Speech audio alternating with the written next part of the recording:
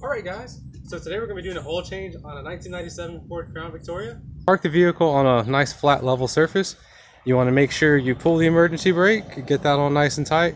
Also you're going to want to chalk the back tires, which we've already done. At this point we can go ahead and get our jack up under there, and we're going to put it right under the frame and lift it, and I'll let you guys see that. Alright, so we've got the jack right under the frame of the car. We're just going to go ahead and raise it. Always use a jack stand. Be safe about this. Alright, so with our jack stand in place, I'm going to leave the jack up as well, just for secondary support. And I always like to give the vehicle a nice little push, because if it's going to fall, it's going to happen while I'm not under it. So give it a push just to make sure it's level, not level but stable, which it is. So at this point, we can go ahead and crawl under it and start with draining the oil. We got our tools, and just before you get under there and break the drain plug on the oil pan, you want to make sure you have something to catch the fluid with. I've got a couple of these blue wraps here just to keep any spill off from getting on the floor. Just to let the air bubbles out, I'm gonna go ahead and open this little cap here, and that'll let it flow through nice and easy. And let me go under there, and I will show you where the plug is, which I believe is on the driver's side. Then I'll also show you what size it is.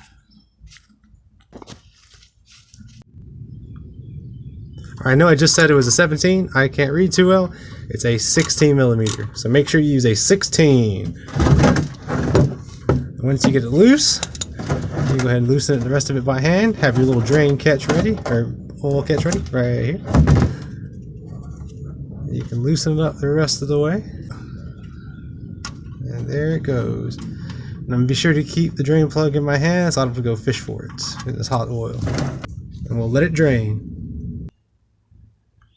Alright, so as that drains out, the next thing we're going to go ahead and find is our oil filter, which is right here on the driver's side as well. Once you locate that and your oil pan gets down to a nice little drip, you can go ahead and remove this oil filter here. As you see, we have now made it to a nice little drip, which is good. So I'm going to go ahead and slide my oil pan down a little bit, just so that I can catch the oil that's going to come out this filter. And then you're just going to go ahead and loosen the filter. So we will remove this filter, like so, and then we will let it drip into the pan. As you see, it's already dripping. So, alright, so here is our oil filter, right here, just draining in the pan. And there's actually a nice little divot in the pan just for you to set your oil filter while it drains out. Put our drain plug back in that hole. Remember, that's a 60 millimeter bolt there. So let me show you guys what's next. Alright, so before we go back under the car, you want to make sure you got your oil ready, your funnel, which I need to grab, your filter, and also your drain plug bolt here. And you're going to just take this on a nice clean lint-free cloth or towel, t-shirt, sock, doesn't matter what it is. Just make sure you get those threads nice and clean, just like so. And then I'll show you what we do to get the oil filter ready. Let me put. Alright, so after you've cleaned off your drain plug, which we already checked, it's an S2 which fits this vehicle, and right here on the inside you see this this gasket right here. You want to take a little bit of clean oil. So I poured some into just the cap of the jug. Take a little bit of clean oil and just rub it right on the outside of this gasket. You want to get a nice little layer on there, and you really can't overdo it with this. And the reason you're doing this is just so you get a nice mating surface between the new oil filter and the oil filter housing side. And before we put this on, we're going to take our towel here, our clean towel. Alright, so I'm going to start with the drain plug right here. So wipe off this surface here just so it's nice and clean. And then we're going to put our nut back in.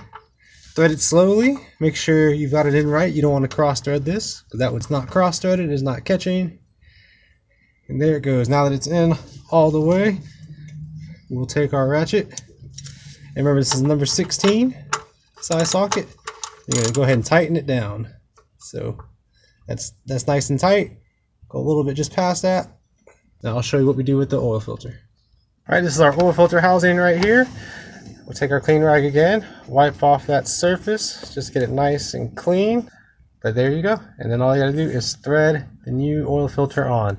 Same way, you want to go slow. That way you ensure you're not cross-threading, because you don't want to cross-thread the filter and have a leak here. And there's a lot of threads on there, so don't be worried if it's just spinning and spinning. Alright, that's hand tight. I'm gonna go just a little bit past it. And that's it. Oil filter is on. So we got the oil filter on and the drain plug on right there. So our next step is going to be to put fresh oil on the top, and then we can get this car started and check for leaks. Alright, with everything done down below, you're going to look for the engine oil fill on the top side of the engine, which is also on the driver's side. Go ahead and remove it, and we can clean that cap off before we put it on. And if you have a funnel, it'll work great with these big jugs. And as you see, we're using 5W30, which is recommended for the vehicle. High mileage, because we are definitely over the... You got your funnel. At this point, whoops, made a little mess there. That's why you use a funnel, so you don't make a mess. We're going to go ahead and fill it up with all 5 quarts, since we know this vehicle holds 5 quarts. And that's all. Let me go ahead and stop the camera. Alright, after you filled up with oil, go ahead and take our oil cap here, clean it off. Just get any old residue, any old old oil off. And if you made a little mess like I did where you spilled some oil on the valve cover there, just take your